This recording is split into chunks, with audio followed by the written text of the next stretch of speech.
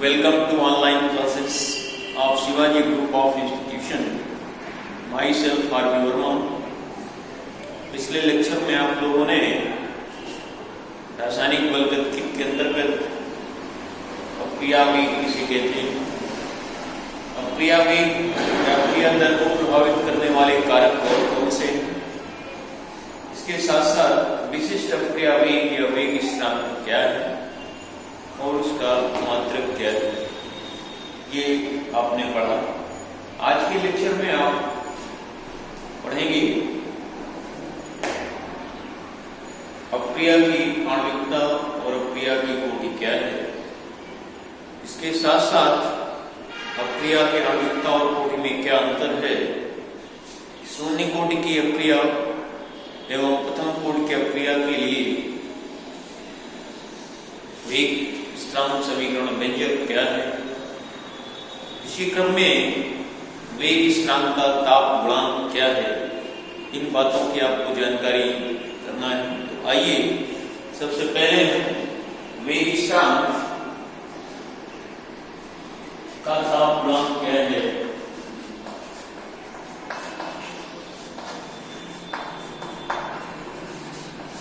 वेग स्थिरांक का ताप गुणांक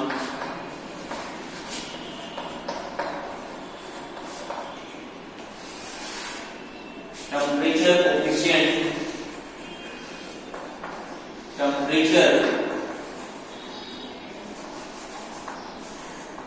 coefficient of rate of reaction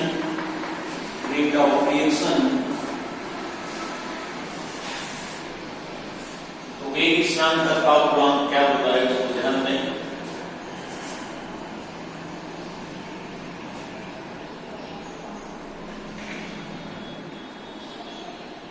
when 10 degree Celsius तापांतर पर वेग स्थिरांकों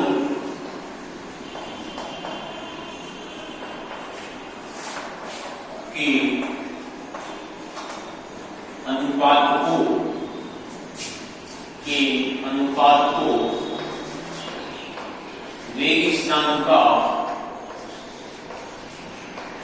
वेग स्थिरांक का ताप गुणांक कहते हैं।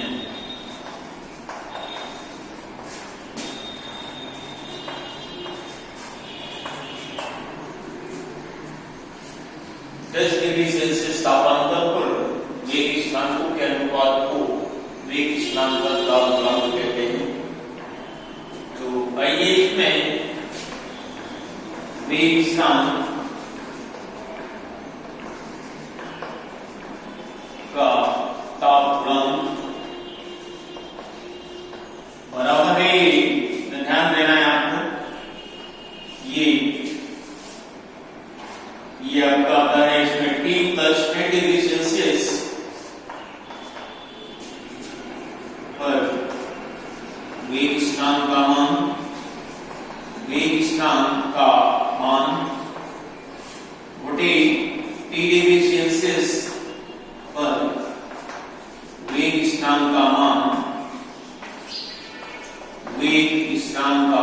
मान, इस तरह ध्यान देना है आपको। इसी को आगे और बढ़ा के लिख सकते हैं, वेग स्थिरांक का मान ये कि और T प्लस 10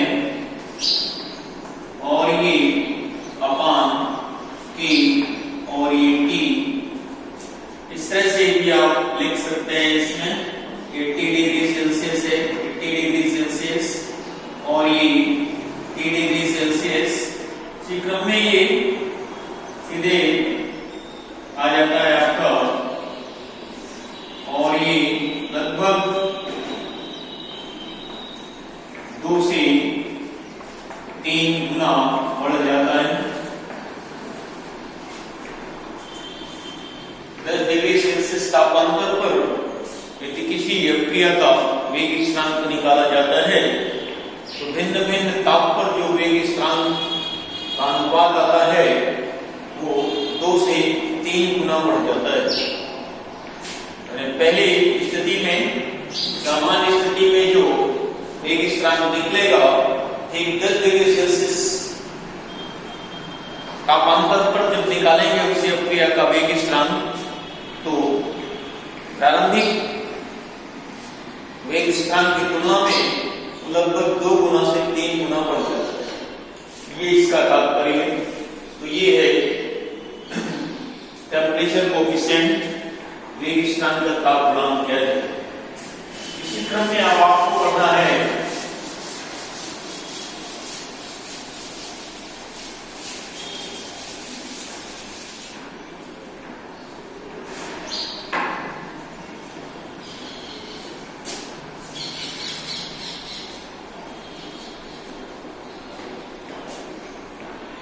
वेग स्थिरांक की दशा दबाव को अपक्रिया की आणविकता इसे कहते हैं।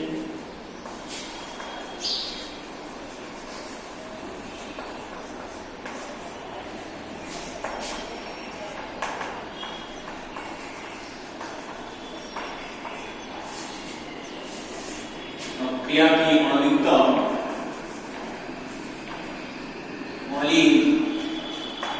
polarity of reaction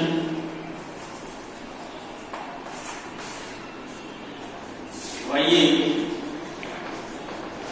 किसी रासायनिक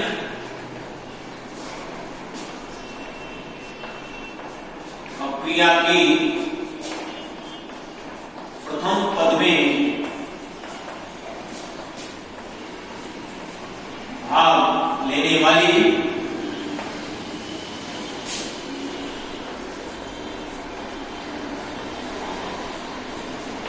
अभिकारक अणुओं की वास्तविक संख्या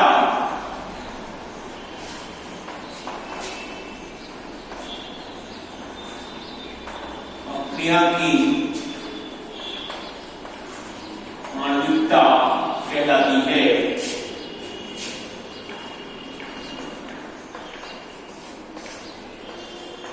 जैसे एक समीकरण दिया गया है N2 plus 3s2 gives 2ns3। यहाँ पर यह क्रिया की प्रथम पद का हर्ष इसमें जो सरल अपक्रियाएं होती हैं, सिंगल स्टेप में होती हैं, वो सरल अपक्रियाएं कहलाती हैं। जो एक से अधिक पदों में अपक्रियाएं होती हैं वो जटिल अपक्रियाएं कहलाती हैं। सरल अपक्रियाओं में प्रथम पद में जो अभिकारक अणु वास्तविक रूप से भाग लेते हैं वो संख्या आणविकता के बराबर होती है। किंतु जटिल अपक्रियाओं में जो अपक्रियाएं अनेक पदों में पूर्ण होती हैं उन अपक्रियाओं की कोटि भिन्न भिन्न पद की भिन्न भिन्न होती है। तो ये ध्यान रखें, यहाँ पर हम सरल अपक्रियाओं की आणविकता पर जोर दे रहे हैं। तो इस तरह से यहाँ पर अपक्रिया की जो कोटि अपक्रिया की आणविकता है, आणविकता बराबर यहाँ पर 4 होगी। 1 और 3 मिलती 4 संख्या होगी, n बराबर 4। इस तरह से आणविकता 4 है। इसके साथ साथ और भी एक उदाहरण देख सकते हैं हम, उसी क्रम में नीचे एक उदाहरण और लिख सकते हैं। जैसे इसमें PCl5 है और ये भाग लेता है PCl3 प्लस Cl2, इसमें आणविकता n बराबर 1 है। इस तरह से वास्तविक संख्या गिनेंगे। इसी क्रम में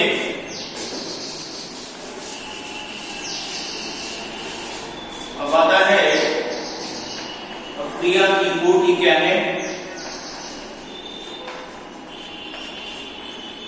अपक्रिया की कोटि ऑर्डर ऑफ रिएक्शन,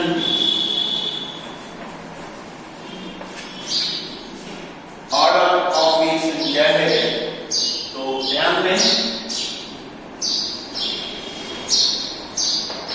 किसी अक्रिया की वेग निर्धारक पद में भाग लेने वाले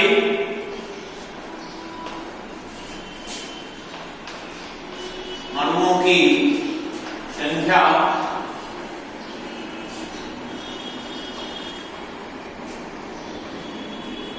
अक्रिया की कोटि कहलाती है।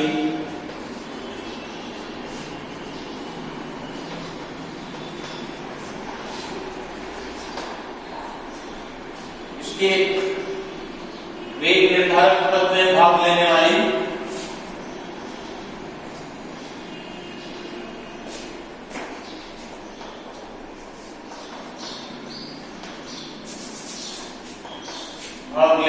विकिरण अणुओं की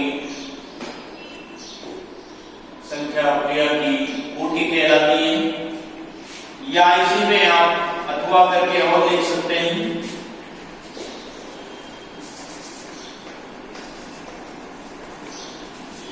किसी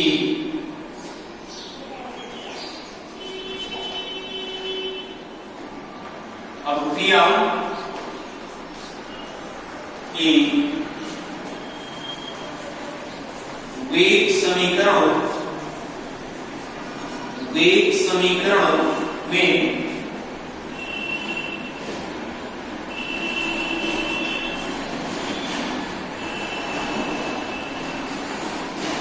अभिकारकों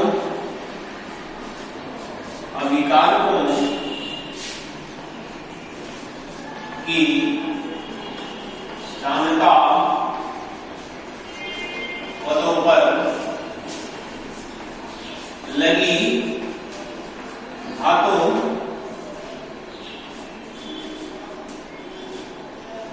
का योग अक्रिया की कोटि कहलाता है।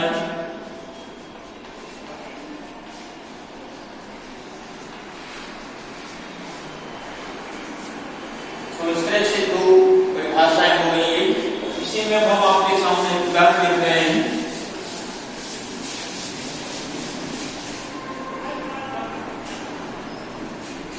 फॉर एग्जाम्पल यहाँ पर जैसे आप लिखते हैं, अक्रिया है, एक जनरल दे रहे हैं आपको, ए इसके ए वाली ए मोल्स, बी के बी मोल्स और सी के सी मोल्स एंड डी के डी मोल्स। ये जनरल अक्रिया लिखी हुई है और इसका पहले हम वेग समीकरण लिखते हैं। वेग नियम कहा जाता है, अक्रिया वेग नियम या वेग समीकरण। तो आइए ध्यान दें, ये आपका वेग समीकरण dx अपॉन dt बराबर k और ये concentration of A and concentration of B अभिकारकों की सांद्रता पद है या विकारक है अभिकारक के लिए। यहाँ पर ये अभिकारकों की ये मोलर सांद्रताएं बड़े ब्रैकेट में लिखते हैं, सक्रिय द्रव्यमान या मोलर सांद्रता, ये अभिकारकों की सांद्रता पद है और इन पर जो घात लगी है अर्थात जो मोलों की संख्या होती है अभिकारकों की वो पावर पे जाती है और इन घातों का योग ही ऑर्डर ऑफ रिएक्शन है। ऑर्डर ऑफ रिएक्शन बराबर होगा A प्लस B। ये तरीका होता है अक्रिया की कोटि जानने का। तो इस तरह से आप अपनी बात कह सकते हैं। और इसी क्रम में अक्रिया की कोटि और आणविकता में अंतर क्या है, तो आइए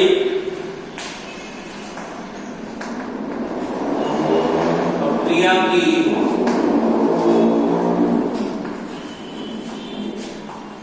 आणविकता व अक्रिया की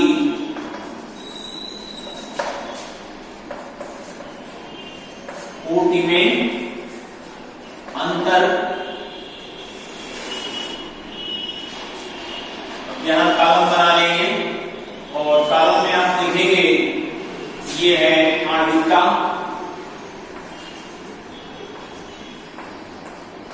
और ये हो गई कोटि,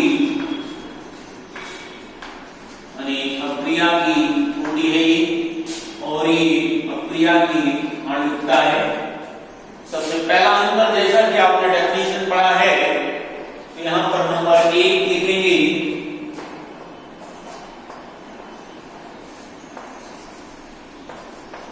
किसी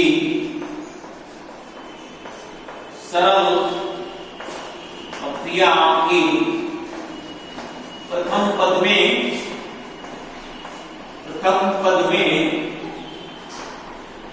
भाग लेने वाले अभिकारक अणुओं की संख्या अक्रिया की आणविकता कहलाती है। क्योंकि कोटि में क्या लिखेंगे,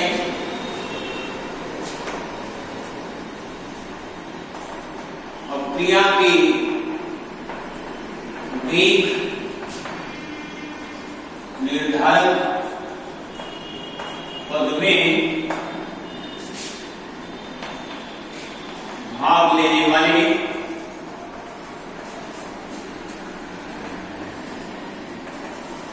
अभिकारक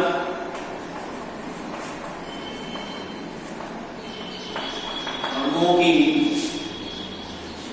संख्या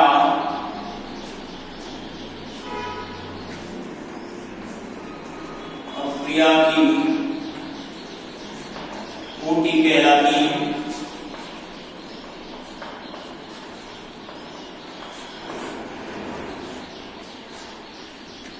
इसी क्रम में नंबर 2, यह एक सैद्धांतिक मान होता है, सैद्धांतिक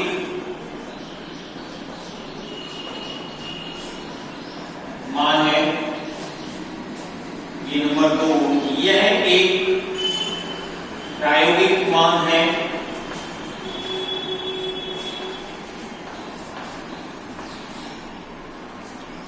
नंबर 3 लिखेंगे, यह सदैव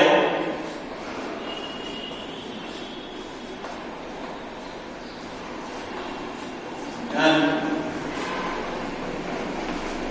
पूर्णांक संख्या होती है।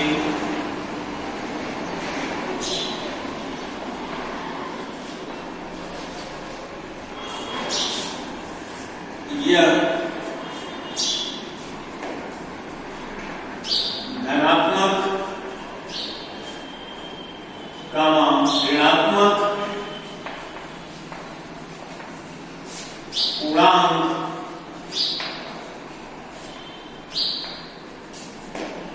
एवं भिन्न भी हो सकती है, भिन्न भी हो सकती है। इस तरह से आपके रेफरेंसेस हैं, बीच में तो और लिख सकते हैं। इसी क्रम में आपको चौथा पार्ट लिखना है,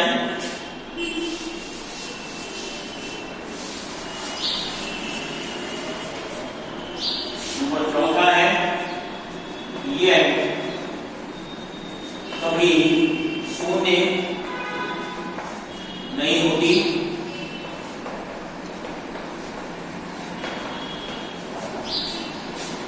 यह शून्य भी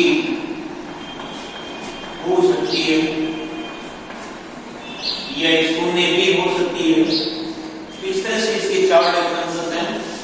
तो ये था अक्रिया की आणविकता और कोटि में क्या अंतर है। बाकी अक्रिया की आणविकता किसे कहते हैं, अक्रिया की कोटि से आप क्या समझते हैं और इसके क्या उदाहरण है, इसी क्रम में और 60 नोट्स में आता है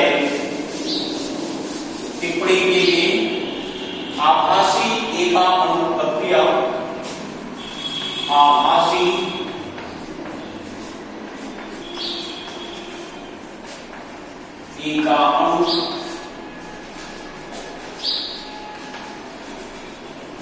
अभिक्रिया, इसको इंग्लिश में लिखते हैं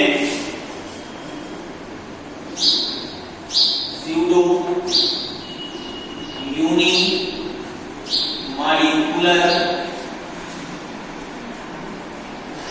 रिएक्शन। स्यूडो यूनिमॉलिक्यूलर रिएक्शन नहीं, स्यूडो का अर्थ यहां छद्म यानी मिथ्या, आभासी। तो देखिए इसको कैसे आप लिखेंगे, क्या इसकी डेफिनेशन होती है। आइए, वे रासायनिक क्रियाएं, वे रासायनिक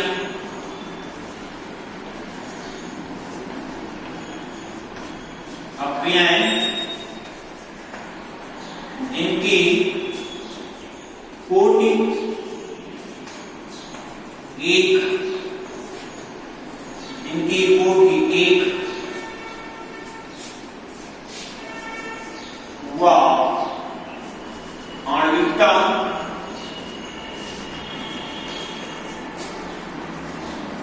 दो या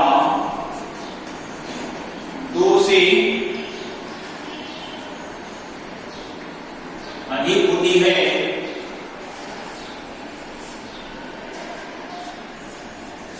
आभासी एक अणु, आभासी एक अणु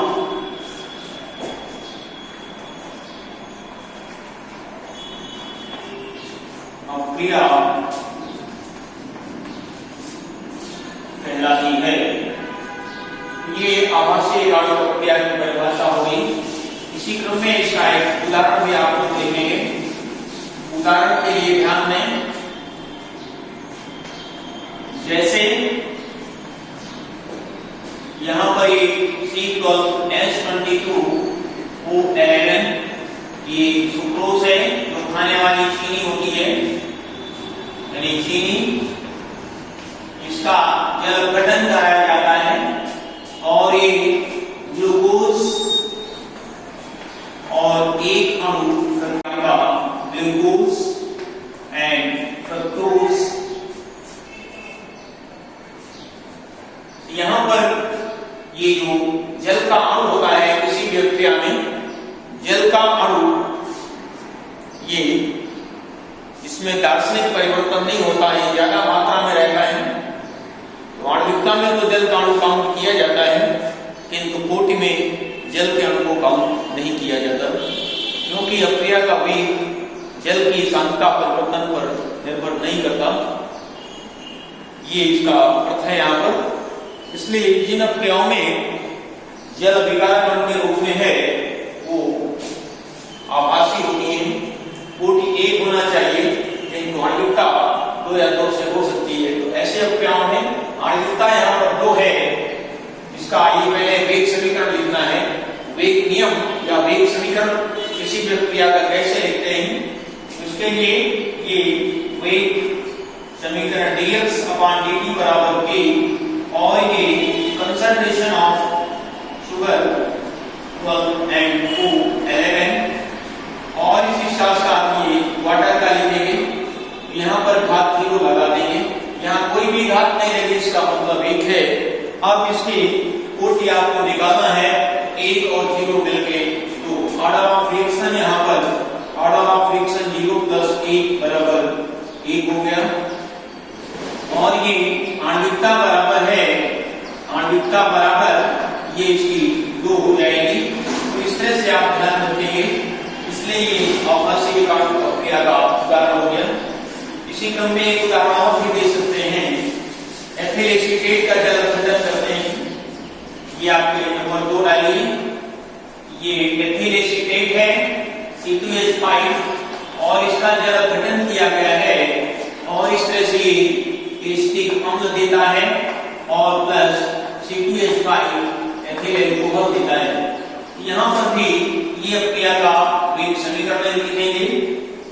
वेग समीकरण है dx/dt और ये k और कंसंट्रेशन ऑफ एथिल एसिटेट और इसी साथ साथ ये वाटर का कंसंट्रेशन, इसके सांद्रता परिवर्तन पर, जल की सांद्रता परिवर्तन पर अप्रिया का वेग निर्भर नहीं करता, इसलिए जल का अणु कोटि में काउंट नहीं होगा। याद रखिए, इस तरह से यहाँ पर 0 लगा देंगे, ये वेग समीकरण लिखने का तरीका है। इस तरह से यहाँ पर ऑर्डर ऑफ रिएक्शन 1 हो गया और इसकी कोटि आणविकता, इसकी आणविकता यानी n बराबर 2 होगी। इस तरह से ध्यान रखेंगे आप। ये थी आभासी कांड प्रक्रिया। तो आज के लेक्चर में हम आपको इतना ही बताएंगे। इसके आगे शून्य कोटि की अप्रिया क्या है, उसके लिए क्या वेग स्थिरांक व्यंजक है, प्रथम कोटि की अप्रिया क्या है, उसके लिए वेग स्थिरांक व्यंजक क्या है और उससे संबंधित गणनाएं क्या हैं, प्रथम कोटि और शून्य कोटि की अप्रियाओं के अर्धायुकाल पर क्या निर्भरता है, ये हम आगे अगले लेक्चर में आपके साथ चर्चा करेंगे। Thank you very much.